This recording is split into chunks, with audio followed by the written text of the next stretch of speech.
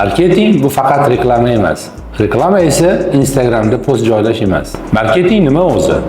Marketing bu strategiya. Bu sizni odamlar qanday ko'rishi, qanday eslab qolishi, qanday ishonishi va oxirida qanday qilib xarid qilishigacha olib boradigan to'liq jarayondir.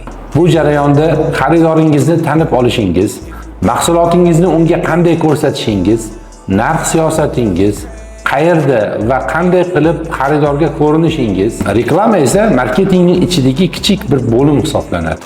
Reklama bu mana bu menman, men shu yerdaman deb xaridorga signal berishdir.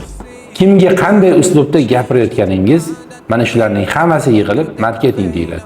Marjon sizning mana shu signalingizni yanada kuchliroq va xaridorga yaqinroq qiladi. Sizning reklamangiz tirbandliklarda, yirik chorrahalarda, xaridoringiz harakatlanayotgan joylarda yuradi. Marjondagi reklama oddiy banner emas.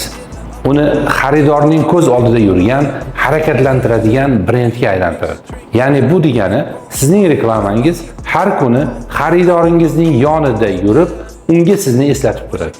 Odam ko'p ko'rgan narsasiga ishonadi. Bozordagi eng katta ulushlarga ega bo'lgan yirik brendlarni ko'z oldingizga keltirib ko'ring. Masalan, Coca-Cola tinmasdan xaridorga o'z brendini reklama qiladi. Bu xaridorning ishonchini qozonishlik uchun va doimiy ravishda xaridorga o'zini eslatib turishlik uchun ularning marketing strategiyasidir. Agar siz ham xaridoringizning ishonchiga kirishni, uning ongida Coca-Cola kabi doimiy ravishda bo'lishni istasangiz, doimiy ravishda o'z xaridoringizning yonida yurishga, unga o'z mahsulotingiz, brendingiz haqida gapirib berishingizga to'g'ri keladi. Marjon bu ishda sizga ko'makchi bo'ladi.